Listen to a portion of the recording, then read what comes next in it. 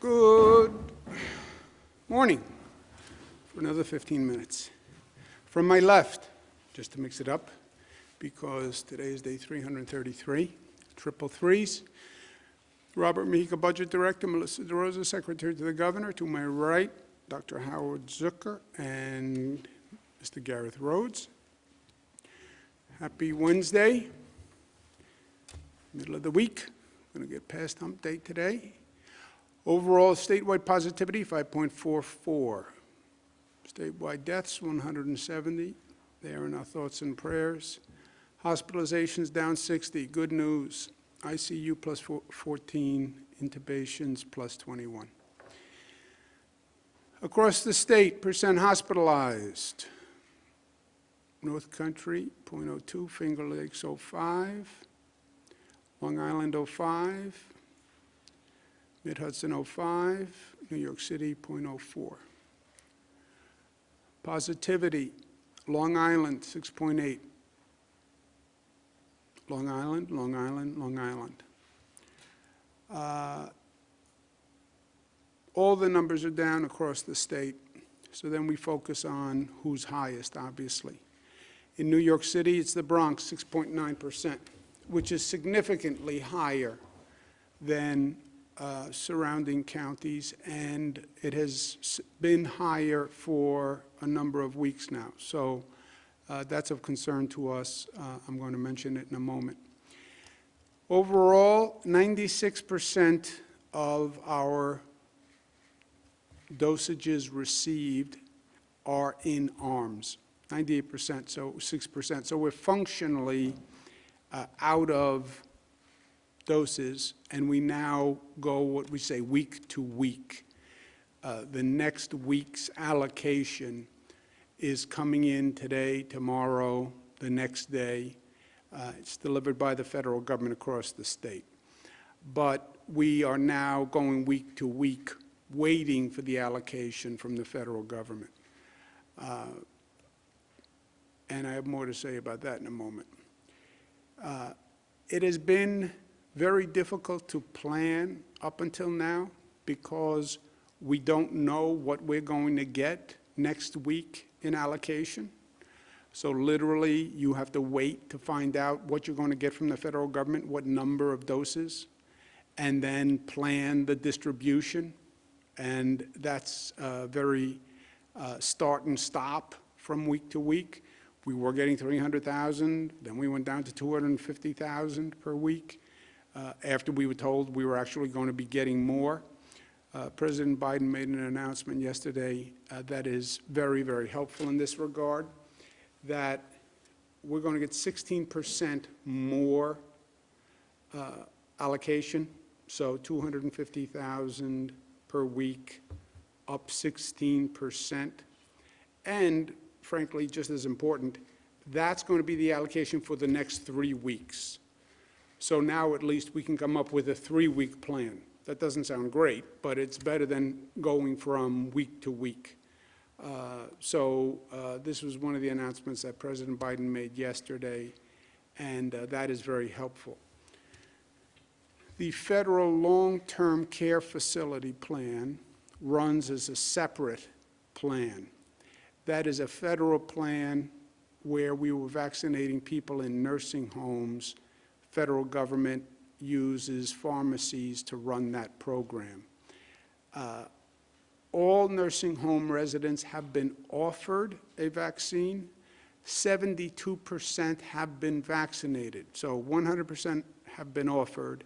72% have been accepted the vaccine.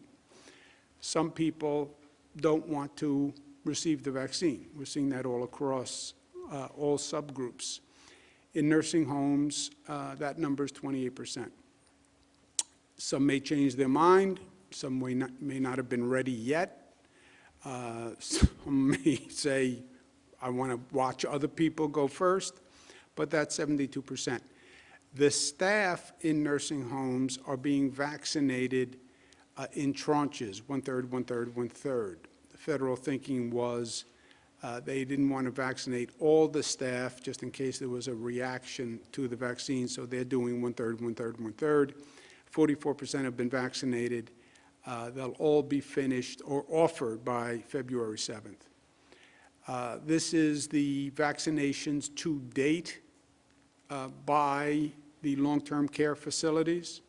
And you see there's a variance across the state, but all have been offered, and 72% is the overall norm. Some areas have taken a higher percentage, some have taken a lower percentage.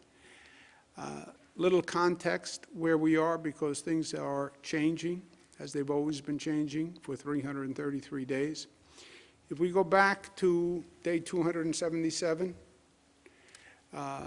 which I don't remember, but let's call it December 2nd, what we said on December 2nd was we were coming into the holiday season, and we expected to see an increase through the holiday season, because the holiday season brought more socialization, more groups, more spread. How high would the spike go was dependent on what people did and how they acted. And we cautioned every day, be careful, masks, celebrate smart. That's what we were saying. And we then started the holiday season, starts at Thanksgiving, goes through really until New Year's. And we said, don't be a turkey, or I said, don't be a turkey on Thanksgiving, playing into Thanksgiving, turkey. Be smart about it. At that time, Dr. Fauci said there could be a surge on a surge, if you remember.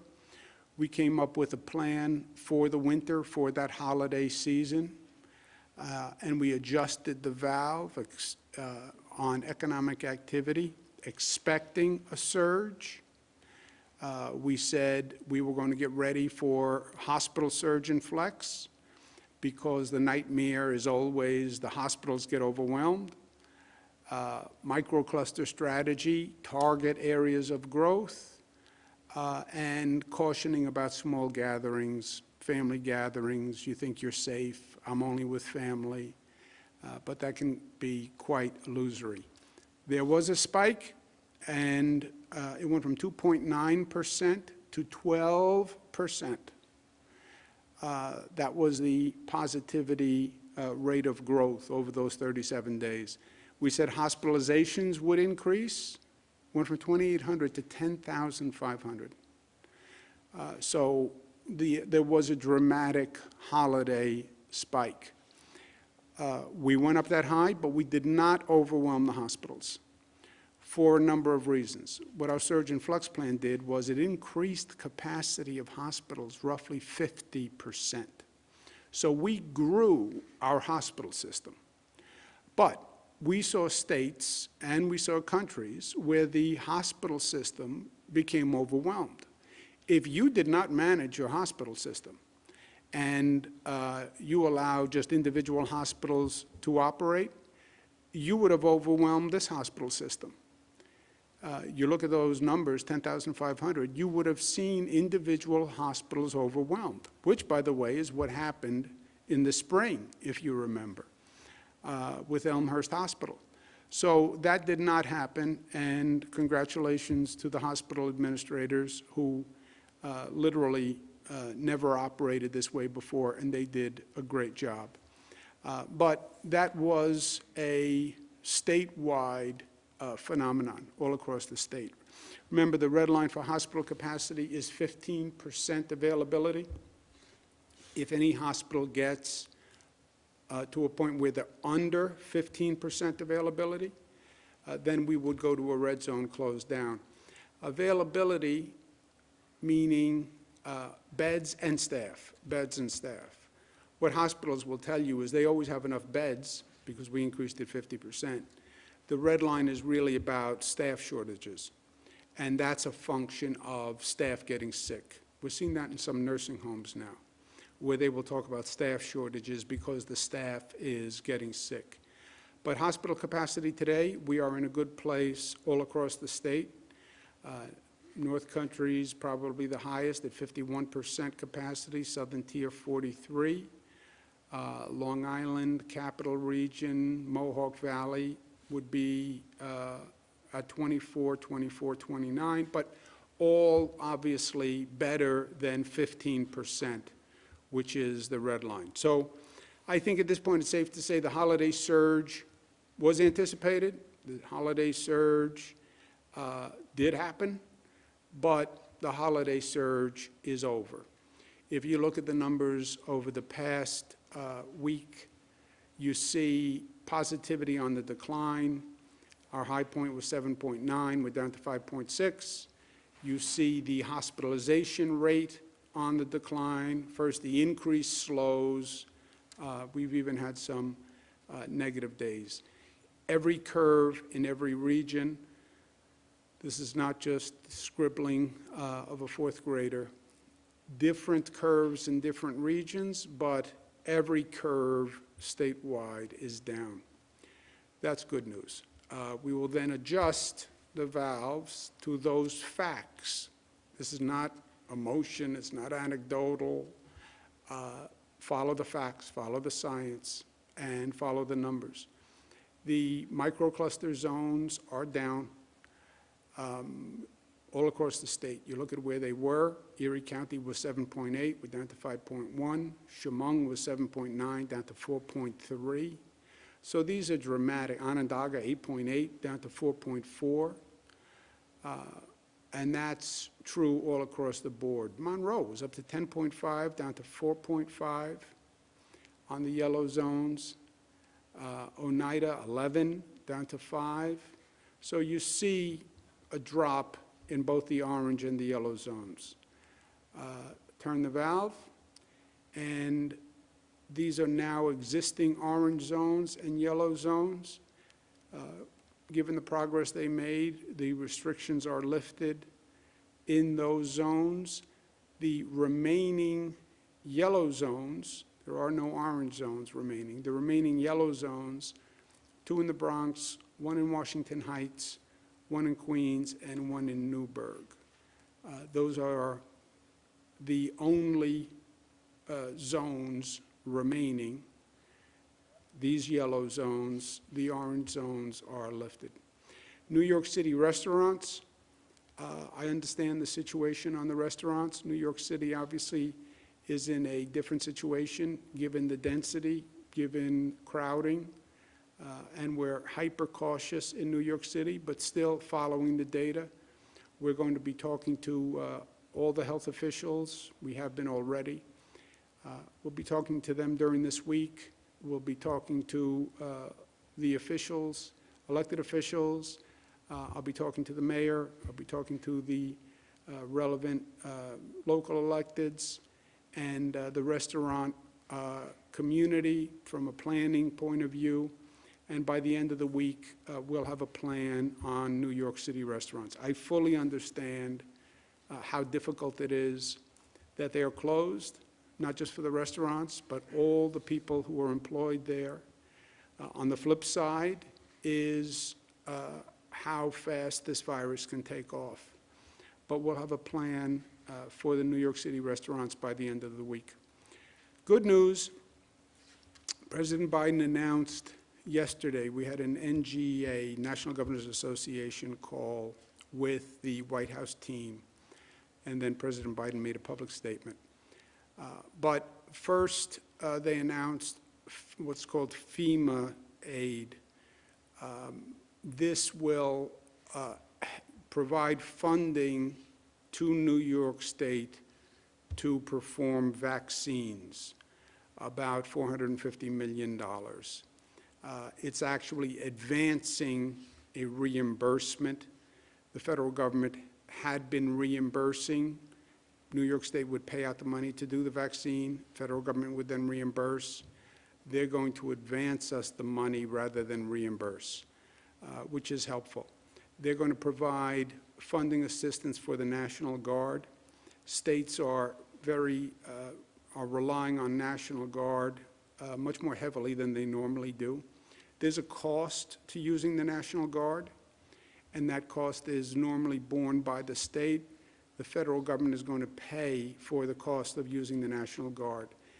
And that's very helpful, because one of the constraints, one of the factors that is relevant to a governor is obviously the cost of operations. Deploying the National Guard can be expensive. So now we have more liberty to use the National Guard. We don't have to worry about the economic consequences to the state budget as much. Also, the Biden administration announced that the federal government had not ordered enough vaccine to vaccinate 100% of the country, which was really shocking when you think about it. The federal government had only ordered 400 million vaccines. You have 300 million people in the country. Right now, people require 2 doses. 300 times 2 is 600 million. They had only ordered 400 million. That doesn't get you to vaccinate the entire population. President Biden announced that they're going to actually order 600 million, which is what you need, and they would be coming in by about 6 months. So first, it was good news that the federal government is actually ordering enough vaccine, because that's what the governors are concerned about, just literally give us the supply. Federal government doesn't produce it, but they do purchase it. A state cannot purchase vaccine. Pfizer and Moderna are operating under something called an emergency use authorization. They cannot sell the vaccine. I contacted Pfizer and Moderna and asked to purchase it. They cannot legally sell it. Only the federal government can purchase it and distribute it. And the federal government had not ordered enough to do the entire population. So that was good news. It's going to take 6 months to get the full supply, but at least we know that there is an end point where we're going to get the kind of supply that we need. This is all great news from the federal government. But the federal government really is key right now in what they do. And the most important thing for the federal government to do is to provide state governments with financial assistance. Every state has paid a dear cost of COVID. Just on the economics, tears address the lives lost. The economics, New York State needs $15 billion to do a budget this year, and that's called state and local financing, and that's going to be key. And the federal government has to repeal the assault on New York when they passed a punitive tax measure ending state and local deductibility. So those are the 2 big things. And whenever I talk to the federal government, I remind them of those 2 things, I can assure you. The Biden administration also announced a 16% increase in our allocation, as I mentioned, for next week and the following 2 weeks. So now we can actually plan. Now I can turn around and say to local governments, you have 16% more for the next 3 weeks. Plan on it and schedule appointments for it. Do not schedule appointments beyond the 16% increase, because the only thing that can aggravate people more than not being able to get an appointment is people get an appointment and then you cancel the appointment. So don't schedule beyond the 16% increase, but schedule for your current allocation plus 16% over the next 3 weeks. And that's for providers in city departments of health and county departments of health. To local governments, make sure social equity exists in your distribution. This requires forethought and additional planning, but we want to make sure that social equity is maintained in the distribution and availability of the vaccine. The state is open to partner with local governments to achieve social equity. If a local government believes there's an area that has received uneven coverage, let us know. We'll partner with you, especially now that the National Guard has been freed up from an economic point of view. National Guard is great at setting up logistical mass sites. That's what they do. They do it with military precision, pardon the pun.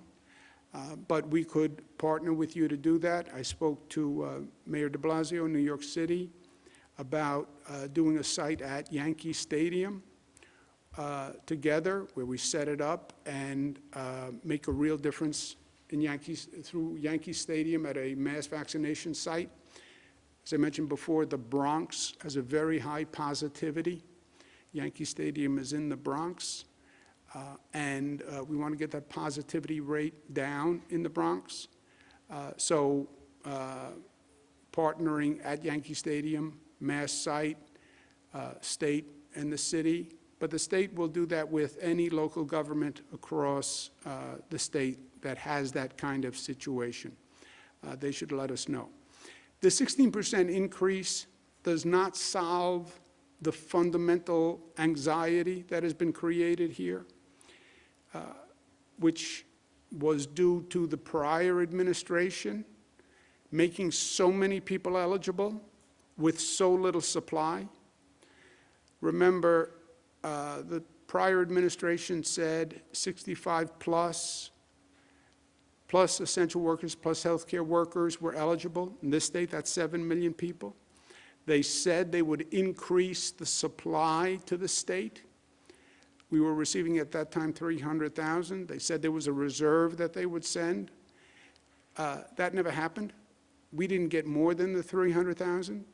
We actually got less. They dropped us from 300 to 250. So now you have 7 million people who have been told they're eligible for the vaccine, but the vaccine is scarce. So they go to websites, they make calls all day trying to get an appointment for a vaccination, but there is no supply for the 7 million. And they never did increase the supply. So even when you increase the 250 to 300 with the 16%, you are still talking about multiple weeks before we can cover just the existing eligible population. We anticipated this. January 15th, I said, everyone will say, I don't have enough. Hospitals will say it. Local governments will say it. I will say it. And by the way, I am saying it. I said it on January 15th. I'm still saying it. We don't have enough. What was startling was President Biden's announcement that the federal government hadn't even ordered enough, which was really staggering. But we are where we are, my friends, and this is not just true in New York. This is every state in the country. Some states are still administering their inventory. They haven't used everything they have received. That's not the case in New York. We're functionally out today. When you get to 96%, you're out. So you're reliant on what you're going to get the next week. Also, we saw this coming. January 8th, when they announced the eligibility, I announced Matilda's rule. Matilda is my mother, who is 65 plus. She doesn't like that I say that she's 65 plus. I am 63. Mathematically, it would be impossible for my mother not to be 65 plus. So, Mom, I don't think I'm giving anything away about your age when I say you're in the 65 plus group. But that's a personal family issue.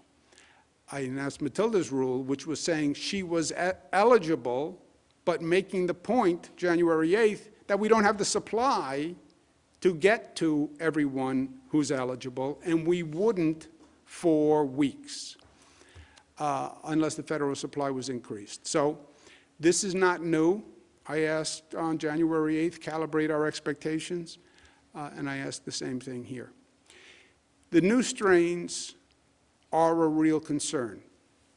Everything I said about the holiday surge, we anticipated it, it happened, it's over.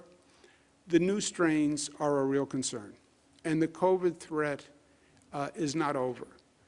We still have to be careful about hospital capacity. And if we run out of hospital capacity, I am telling you today why it will happen. It will happen because a new strain happens and the staff winds up sick. And the hospitals will say, I don't have enough staff for the beds, and their capacity will come down. The only way you prevent that is vaccinate the healthcare staff. That's why the first priority, 1A, was healthcare staff.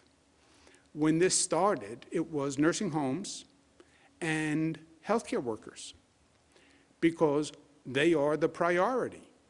Healthcare workers, because they're exposed at a much greater factor than anyone else. And if a nurse gets sick or a doctor gets sick, that's a super spreader. And the hospital capacity comes down. We have made good progress on vaccinating healthcare workers. We still see a disparity in the percentage of healthcare workers by facility, and that is still of concern. We all have a 50% differential among facilities in the same region, and that is inexplicable to me. I understand there's some demographic differences among staff, and there are demographic differences among acceptance of the vaccine, but not 50%, not within the same region. And we need the local governments to help in this regard. They have to look into the lower performing hospitals and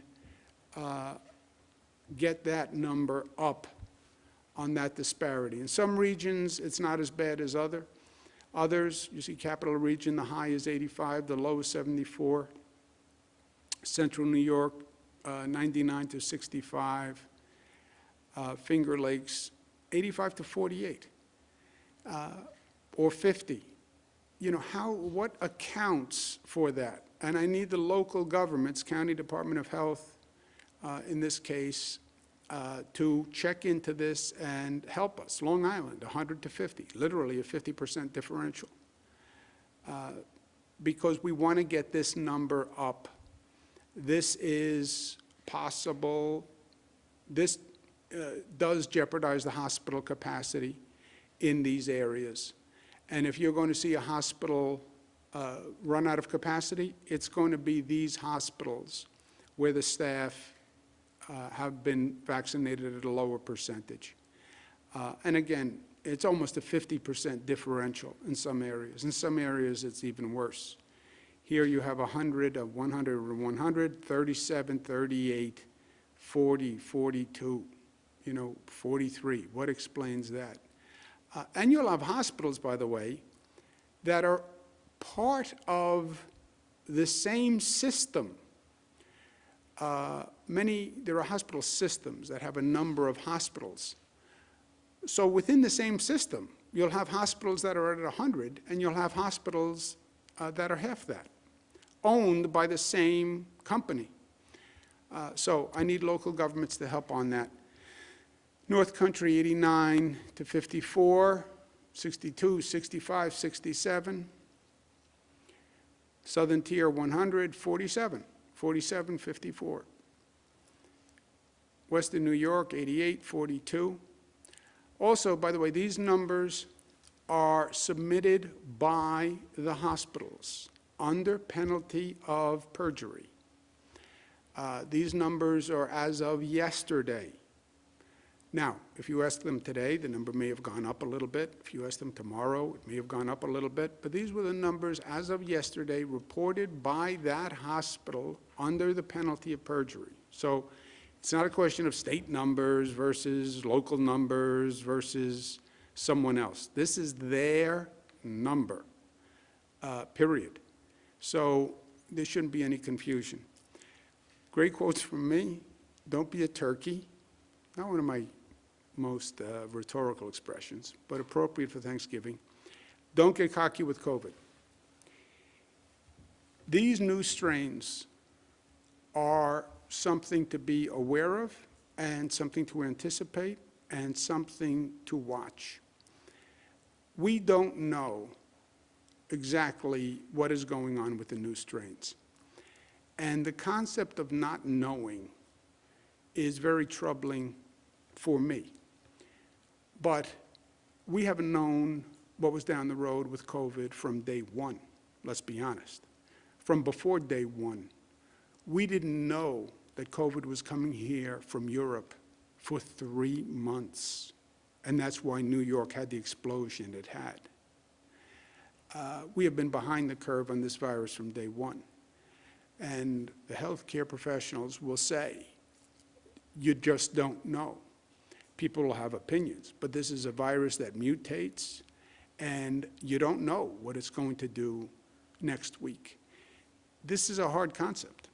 One of my daughters, who shall go nameless, called me up and said, and she was obviously amped up, and she said, you know, Dad, what's going on with this Brazil strain now and the South African strain and the UK strain? First they said it was not more dangerous. Now they're saying it maybe is more dangerous, it may be more lethal.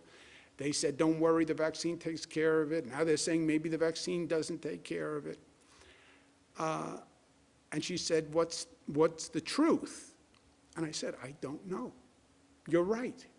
They said this, and then they changed. They said this, and then they changed, because they don't know, and I don't know. And she said to me, well, if you don't know, who knows? Well, first she thought I knew, but I wasn't telling her, like it was a state secret. I said, no, I really don't know. And then she was more anxious, and she said, well, if you don't know, who knows? I said, nobody knows. And yes, this produces anxiety for me. You know, we like to have control in life, right? That's a human condition. You don't like the anxiety of just not knowing. But we don't know. I can tell you where we are today. I can tell you that we're watching these strains. I can tell you that I've seen this with the health officials, and I talked to all of them. The best international minds on the globe, from World Health Organization to the best epidemiologists, all the talking heads you see on TV, I talked to all of them. They don't know. But there's a big question mark on these new strains. And when CDC and Dr. Fauci say the UK strain may be the dominant strain by March, that's a big question mark, because that would suggest we're going to see the numbers go up. So yes, it creates anxiety. And all I can tell you is we watch it and we adapt. This COVID beast has morphed 4 times since we've been dealing with it. We just went through a morphing during the holiday season. If it changes, we will change, right? We changed our plan in the winter to deal with the surge. It worked. Surge is down, we can reopen and calibrate to today. But tomorrow could be different. Tomorrow will be different, if you ask me. And if something changes, we will change. We can only make decisions based on the facts we have today. If the strains come up with a different set of facts, then we will adjust to the new facts. Vaccine will take 6 to 9 months. By the production rate of Pfizer and Moderna. The federal government has put in the order, federal government is buying it. The production rate is the factor that affects the federal supply, right? White House doesn't make this in their basement. They ordered it. Pfizer, Moderna manufacture it, maybe Johnson & Johnson, which would be great, single dose, no cold storage, which is a very big deal. And But right now, we're looking at 6 to 9 months for the vaccine by the supply. We could do literally millions and millions of doses in a month. We could probably vaccinate all of New York in a month. Remember, we've done as many as 300,000 COVID tests per day. COVID test, nasal swab test. We did 300,000 per day. We could use those sites to do vaccinations. So we could literally do millions. We'll never get that level of supply because the federal government won't get that level of production. Again, it would have been nice if the federal government had placed the order earlier, but President Biden is where he is also. So we're looking at 6 to 9 months. I'm not going to wait 6 to 9 months, and we're not going to wait 6 to 9 months to start to reopen the economy. We're going to calibrate that valve with the facts, and we're going to start to build assuming the post-COVID reality, because COVID will transform the landscape. A lot of these changes are not going back in the box. Zoom doesn't go away. This whole remote work style doesn't go away. People have adjusted to a new way of living, a new way of working. And that is going to change the economy. We want to anticipate those changes, not deny those changes, and adjust for it. In our cities, we have to start getting the arts and culture open again. That is what makes a city a city. If you don't have arts and culture, why be in a city? Move out, get more space. If you can't enjoy the assets of a city, and we're seeing that. We're going to start opening the arts, especially in New York City. I outlined the whole plan in the state of the state with our pop-up arts. We're building, it's about building literally the future, and we have the most aggressive reconstruction and construction program in the nation for statewide building, and we're starting that now. I think the federal government will have federal infrastructure funding, but also we're not waiting because the future is what we make it. I fully believe that, and I believe in our capacity and our potential because we've demonstrated it. We get things done. We can build, and we're going to go ahead and start now and not wait for anyone because that's not what we do. We're New York tough, smart, united, discipline loving. Let's take a couple of questions. Operator. Thank you, Governor. If you'd like to ask a question, please use the raise hand function at the bottom of your window. We'll take a brief moment to compile the Q&A roster.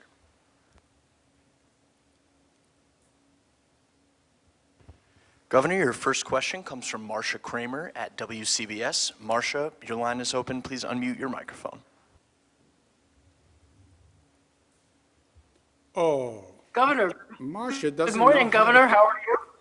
Marcia doesn't know how to unmute her microphone. What a shame. Marcia. Can you hear me? I can hear you now. How are you? I can hear you, Governor. Thank you very much for taking this question. So I have two questions. The first one has to do with indoor dining in New York City.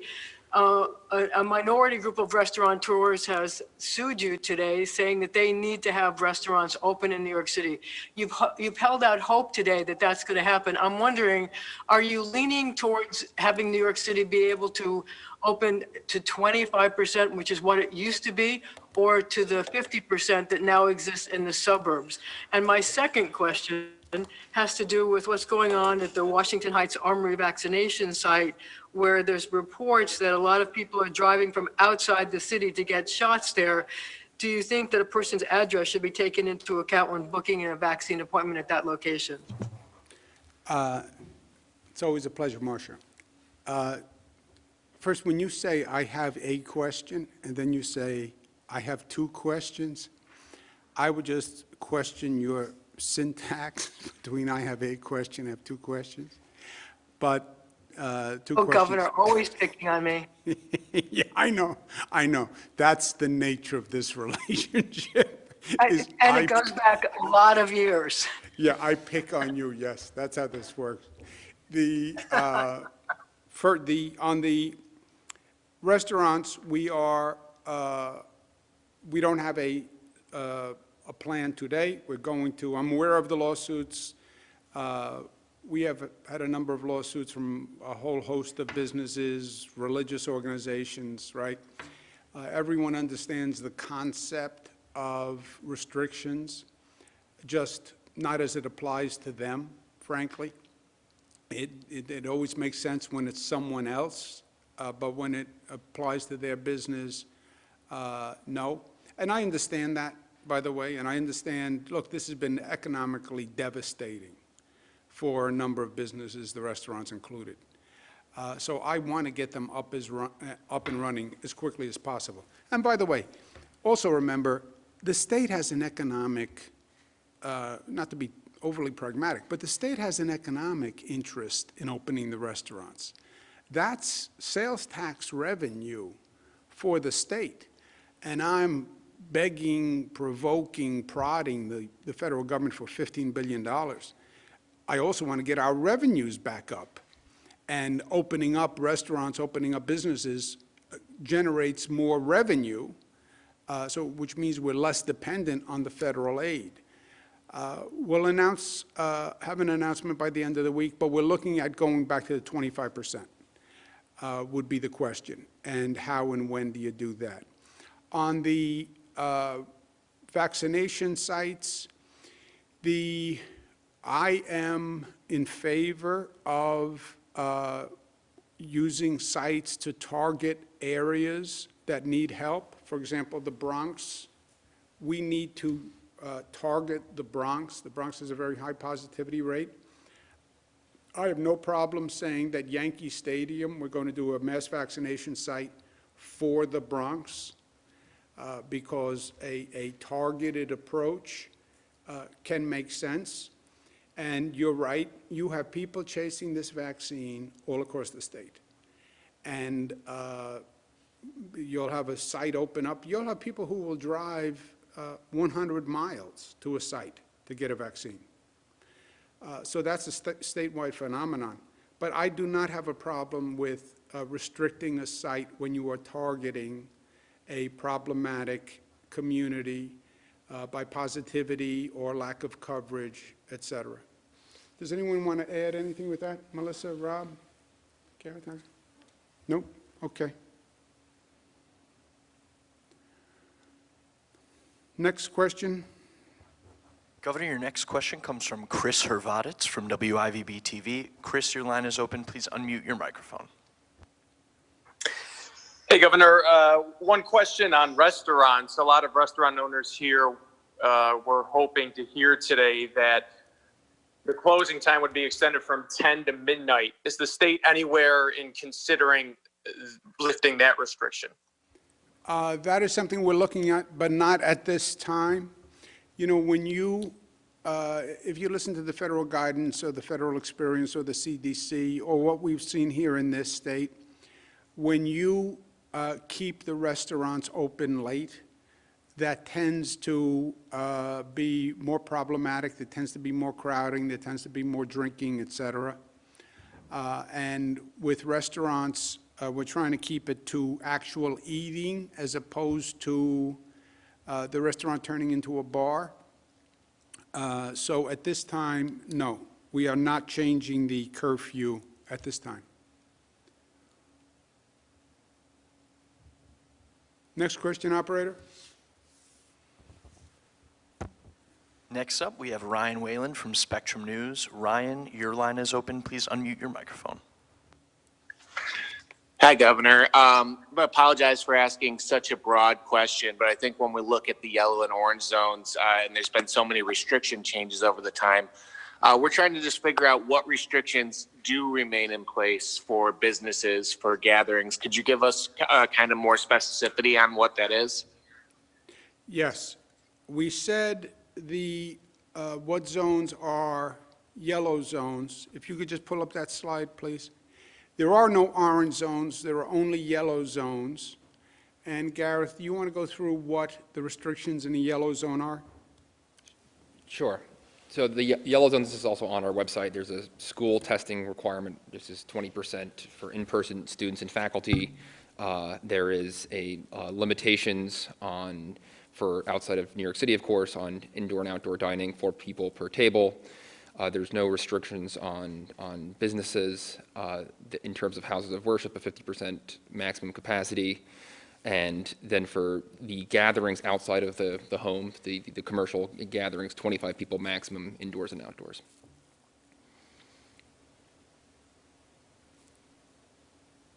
Operator, next one. Melissa, did you want to make a point? Rob? Dr. Zucker, who you know, should know, he is doing the analysis on the restaurants and the indoor dining, et cetera. So we're going to be speaking to all the interested parties, but fundamentally it's a public health safety decision. Next question, operator. Governor, next up you have Melanie West from the Wall Street Journal. Melanie, your line is open. Please unmute your microphone. I'm not. Why are you Thank you. accusing me of that? Hello. This is a question about the variants and the concern about Right. one of them taking hold in the state. Yep. Are you confident that there is sufficient genomic I haven't sequencing seen in New it. York State to say that the UK variant isn't now spreading widely? And can you tell me what are the specific limitations at the state level to do more sequencing to detect the UK variant or others? I Is had it cost, trouble time, people? hearing the question. I think the question is about the variants. Okay. Yes, I'm sorry. I'll kick my husband out of the room. The perils of working from home. Are you confident that there's sufficient genomic sequencing in New York to say that the UK variant isn't now spreading widely? And what are the specific limitations at the state level to do more sequencing to detect that variant or others? Is it cost, people, time? The question is on the variant testing, Dr. Zucker. So we are continuing to test across the state for the variant. We've looked at close to 3,000 samples. We sample the entire genome so that we can identify whether it's a UK variant, South Africa variant, Brazilian variant, variant from Brazil or anywhere else. And we have identified cases from all regions of the state at this point. Actually, it's 9 counties and the city, but they're across all parts of the state. Okay. The tests are from all parts of the state. Right, so we get samples from all different parts of the state. Hospitals send them in labs, send them into our Wadsworth lab, and then we run them from there. And like I said, we've run about 2,800 so far, since December 23rd, actually. We were running before that, but since December when this was picked up more. Great. Next question, operator.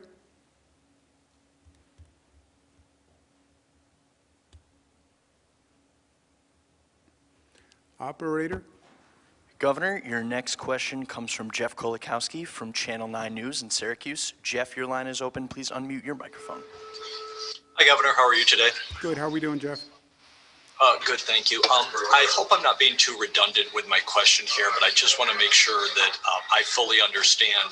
There is no more orange or yellow zones in Onondaga County. I'm assuming that takes effect immediately.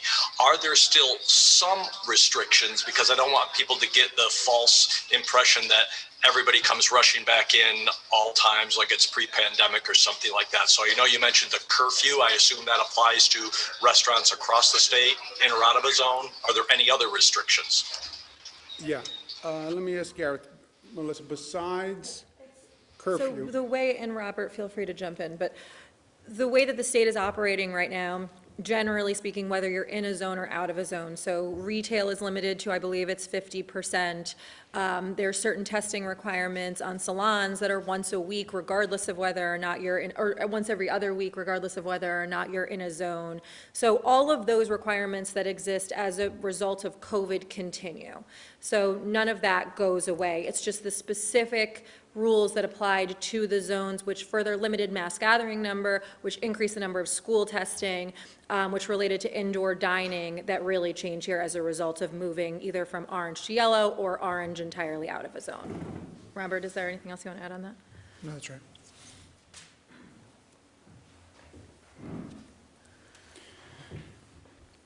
Just FYI, to follow up on the question about the variants, there are 42 positives in the state for the UK variant.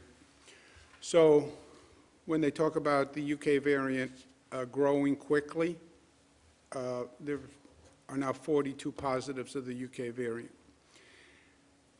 Let's take one more question, operator. Governor, your last question comes from Luis Fede Saderni at the New York Times. Luis, your line is open. Please unmute your microphone. Hi, Governor. Can you hear me? Yes, sir, Luis. How are you? Good, thank you. So I'm wondering, how concerned are you about lifting restrictions when we're seeing new, more contagious variants that you've called troubling, and given the fact that while cases are trending down in New York, the numbers are still very high compared to a few months ago? How are you reconciling opening the economy with these still existing risks? Yeah, Luis, this is the balance. First, the numbers are up all across the nation. The positivity index is up all across the nation. There is a new denominator, not just in this state, but in every state in the country. There's a new denominator internationally, right? I don't know that we're ever going to see that positivity number go down until the vaccines really start to kick in.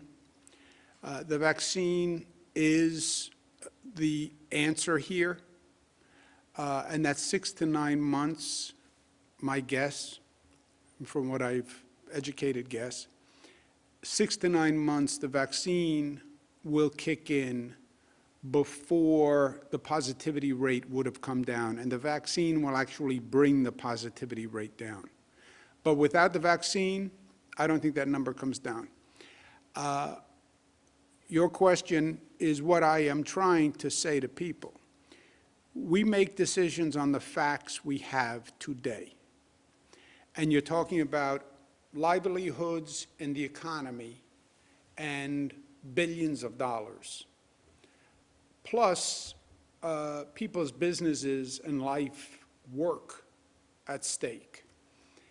We make decisions based on the facts today. Based on the facts today, we anticipated the holiday surge. The holiday surge came. The holiday surge is over. We're not back to where we were, but nobody's back to where they were, and I don't believe anyone's going to be back to where they were until that vaccine kicks in on the other side. On the facts today, as presented, I believe these measures are justified because these measures were taken because of the surge that was coming. Surge comes, surge is over. You make a decision on the facts today. Well, the facts may change. Yes, the facts may change. They may not change, but they may change. The variant may wind up being a problem. Yes, the variant may wind up being a problem. If you listen to the CDC, it may be a problem in March. Not for sure, but the UK variant may be a dominant strain in March, 2 months. What does that mean if it's a dominant strain? They won't tell you. They'll say you could have an increased positivity rate, increased infection rate. How problematic would that be? They don't know. So if the facts change, I have no problem looking the people of this state in the eye and saying the facts changed, our plan has to change. I've said a number of times, this is a war. You look at the great generals. You go into the war with a plan and a strategy. But then that plan and that strategy adapts to what the enemy does. And when the enemy changes position, you change position. Well, I like to have a consistent plan. You can't have a consistent plan when you don't have consistent facts. And we don't have consistent facts. If one of these strains becomes problematic, and by the way, the UK strain being dominant is not the problematic scenario.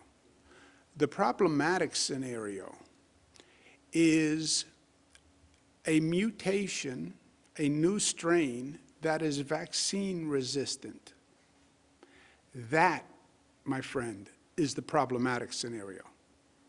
And then Pfizer, Moderna, et cetera, have to go back and come up with a new vaccine, and you have to revaccinate. That is the nightmare scenario. So, what's the probability of that happening? Depends on who you talk to. So, deal with the facts that you know, come up with a plan on the facts you know. If you were to anticipate possibilities and do nothing, you would be frozen in place forever. Because even, Luis, you can always argue, even when the positivity rate comes down and everybody's vaccinated, well, there may be a new strain, like the flu. Every year there's a new strain. Every year you have to get vaccinated. Maybe there's going to be a new strain that you can't vaccinate against. Yes. I mean, there's a scenario that says, don't get out of your bed, ever. Stay at home and stay in bed. There is a scenario that says that. It makes it hard to live your life. But there's a scenario that says if you want to be hyper cautious, that's what you do. And again, even with any of these scenarios, it's going to come down to what we do. That's the incredible fundamental truth that you can't get past here. It's all personal behavior at the end of the day. Government says this, government says that. You know what it came down to? What you did during Hanukkah, and what you did during Christmas, and what you did on New Year's Eve night after you had a couple of drinks. It comes down to what we do. Did you wear the mask? Were you smart? Did you socially distance? It comes down to that. So if we did that, if we do the masks and we keep ourselves safe, frankly, what the virus chooses to do is less important. But you deal with the facts that you have today, and these are the facts today. And we've shown that when the facts change, we can change, and that we can overcome. And we have, and we will. Thank you very much.